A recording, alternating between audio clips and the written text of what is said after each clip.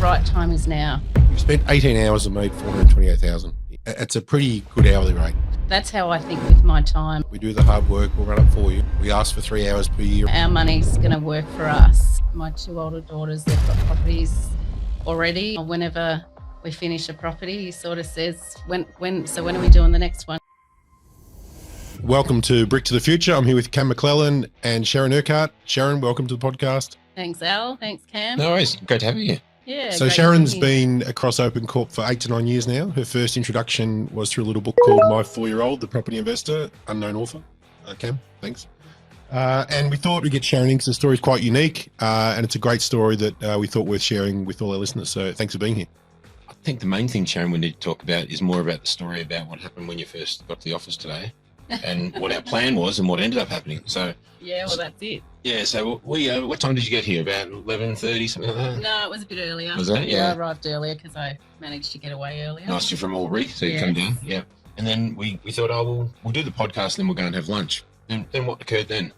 Then the door to the studio here locked and no one had a key. You can say some idiot locked the door. I can wear that. So I'll lock the door of the podcast studio. Yeah, you know that. No, it was me. Yeah, I'm Yeah. the person who locked the door. So we had we had a nice lunch, though, didn't we? Yeah, we did. Yeah. A nice long lunch. 14-course lunch, and now we're back in. They got the locksmith out, and we're back in the podcast studio. So that was well done, Al. Yeah, no worries. And Sharon, thanks, Cam. Sharon, thank you for driving down. It's a 3 or 4 hour drive. Obviously, you're from Albury, a country person, not in a big city. Yeah, that's right. And I guess your story, in my mind, is quite unique because it'd be very easy for someone to go and buy in their own backyard, and you haven't followed that route. You've sort of followed, I guess, the guidance from the My 4-Year-Old book that Cam wrote, which is, capital cities and focusing on where the different growth factors and market forces and things are. And that's one of the reasons we thought it'd be good to talk today. So maybe just from you, I guess, like you said, you've read the book. Yeah, that's right. Tell us what your mindset was after reading the book. Basically, a lady I know had the book and they'd done a property through you guys. And so we're talking investing one day and she was saying how they did a property through you guys and she had this book and she said, I can give it to you if you like. And so I took that home and read it and that was the end of it. So then from that, I made an appointment because I couldn't sort of put the book down. I just found it so interesting and Stop it. No, I appreciate that. It's just so easy to read. Yeah, no, I appreciate that. Yeah, and easy to comprehend. Yeah. And so from that, I made an appointment or rang OpenCorp to get in touch with someone and find out where to go from there. Yeah. So we ask a couple of questions usually at the start of each podcast, which we like to nail out. And the first one is, have you ever had like a light bulb moment when it comes to investing? The right time is now. Yeah, that's good. That's one thing. That was one of my first ones too. Yeah. The right time. There's no right time in the market. It's now. Yeah. Yeah, as soon as you can. Yeah. Yeah. And is there one myth about property investing or property in itself that you think needs to be debunked? A myth. Any misconceptions, common misconceptions that people sort of... I think a lot of people don't realise they've got the opportunity to be able to buy into the market or through equity. So rather than being able to use the equity they have in their home, they thought they had to save like another big deposit to be able to invest in property. Yeah. No, that's good. That's a good myth to debunk. Seriously. Yeah. Yeah. Give us a rundown. Like family life. What's it look like for you? Me, I have 4 children and 3 grandchildren now. So we're pretty busy. Youngest couple of kids are still at home. Yep. I'm a treasurer at a local football club, so that keeps me busy as well. Probably the toughest job in the footy club, I think. Yeah. You mentioned something before which really resonated. So Felicity and I, and I think this is very similar with most couples, there's like a passenger and a driver in any relationship, and Felicity controls our social life and tells me everything I need to do.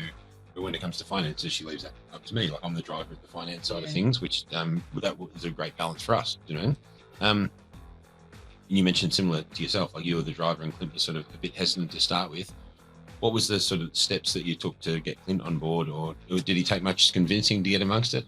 No, not really. So basically we'd been away on a holiday and we still had some time left before going back to work. And so I'd actually made the appointment we'd gone away, and on the way back, because it was a road trip up to up to Iluka. Yeah.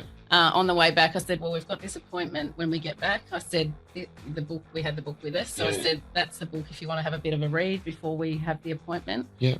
And so, he sort of read a fair bit on the way home. And he, after that, once we had that first appointment, he was on board. And now whenever we finish a property, he sort of says, when are we doing the next one, Shaz? That's great. So captive audience, you locked him in the car and said, you can get out when you finish the book and let's get on board. That's right. So your investments with OpenCorp, and obviously you talked about you had shares and you had managed funds and obviously some other things. Can you tell us a bit about those? It's 3 properties now. Yeah, with OpenCorp, and we did 2 with outside of OpenCorp. Okay. Yeah. So we did 1 with OpenCorp, then we did 2 with another company that our brother-in-law or my brother-in-law and sister-in-law went with. What I suppose to me, OpenCorp stand out to me because of the way you educate clients, you value your clients, and like basically you feel like part of the family when you become an OpenCorp client. One thing that stands out with every client that succeeds or has that higher level of success, which you follow, is that you do your 6 monthly reviews religiously and you come to every client night. Yes. And you travel down, and just that information and just continually engaging keeps you on track. Yes. So, I mean, the relationship with our clients in OpenCorp is that you pay us to keep you on track with your investment journey. Love it. I enjoy it. Yeah. I suppose because I'm so passionate about it, and it's something I really enjoy, so I like investing my time. Yeah. And I know that it's beneficial for us as well. So can we just talk some high-level numbers? I hope that's okay. And I've got some numbers here. You've been investing with OpenCorp since 2018. And I'm leveraging what Cam just said. Our numbers tell us that you've made $428,000 since 2018 across the 3 properties with OpenCorp. Others obviously outside. Yep. So here's what Cam said there. We're asking clients, and we often say that's autopilot. We do the hard work. We'll run it for you. But we ask for 3 hours per year of do your reviews and come to a client night. Yeah. I should say that money's been basically made off 1 property. The 2 most recent ones have just recently been purchased. Okay. Yeah. So you've spent 18 hours and made $428,000. Is a way to look at that. Yeah, definitely. Of your own time. Yeah. We run it, we do it, but it's a pretty good hourly rate. Yeah, if I'm going to break it down to that. That's it. And I know there was something that that's how I think with my time, like coming to these client nights, it's because, our money's going to work for us. Yeah. So it's worth investing your time and energy into helping yourself. Yeah, absolutely. And taking action. Yeah. It's funny the amount of, and I've got a lot of friends who, when Al and I first started investing, we were in our early 20s for 10 years. We sort of kept it quiet, the tall poppy syndrome in Australia, and I'm from the country like you, so you sort of keep your own things to yourself and just do your own thing. But then friends sort of started seeing us succeed, and then we helped a few friends get involved with investing. And you've done that a fair bit, actually getting your friends involved in investing. Talk us through how those conversations have gone. I guess the conversations sometimes, maybe you're just chatting generally with your friends or something to do with part of the investment journey, and people get interested and want to know more, and so I'm more than happy to share my experiences just like you guys have with my friends or people that are wanting to help create wealth for themselves. I find life's more enjoyable when other people can afford to do a few things that you can as well. So that's right. But also I enjoy helping other people achieve things if they can, and helping to educate them through my own experiences and sharing my knowledge. Often when people start their journey, they've got sort of a goal in mind, like I want to replace my income, or I want to do this or do that. Did you have a set sort of objective? Like you read the book, obviously you thought I want to do something, but was there a set objective you're like, here's why I'm doing it, here's my why? Probably to create our own wealth, to be able to live the lifestyle we want to live, and I guess to also be able to retire when we want, or be self-funded retirees. I don't want to rely on a pension from the government. And then just to be able to pass all this on to our kids and family and friends, if that's what they want to do, work colleagues, anyone that's interested, basically. Yeah. And you're thinking now that you can start considering some of your 2 younger kids who haven't got into the property market yet. Yeah. How do you go about helping them get into the property market as well? Yeah, well, that's something with the property prices. My 2 older daughters, they've got properties already. So I've still got 2 at home that don't yet. And it'd be nice to be able to work out a way to help them into the market. Yeah, yeah. and what's going to work best for all, I guess. It's a tough one, isn't it? Because in similar situation, although yours is probably more complex than mine. So Lucy and I thought years ago we want to get our kids in the property market, but knowing that our kids are probably younger than yours, with my oldest is 17, youngest is 9, I've got 4 kids too, but knowing that I'm going to have to, with the way property prices are going, help them to get into the property market down the track is really tough to save for a deposit. In 10 years' time, deposits will be $200,000 plus. Yeah. You know, I've got 4 kids, that's $800,000 plus that you're potentially helping them get started. You want them to save and do some work themselves, but yeah, definitely. it's going to be tough.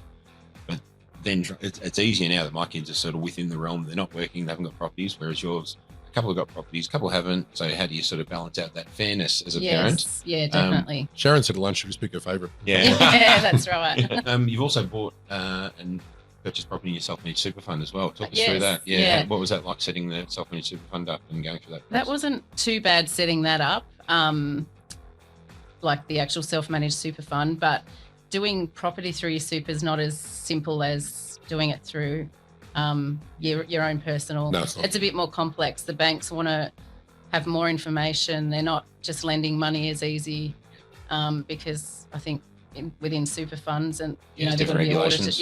Yeah, the different regulations, and so they want to make sure everything's squeaky clean for super funds. So it makes it a bit harder to borrow money, but there are a couple of little challenges when we were doing the second one through you guys.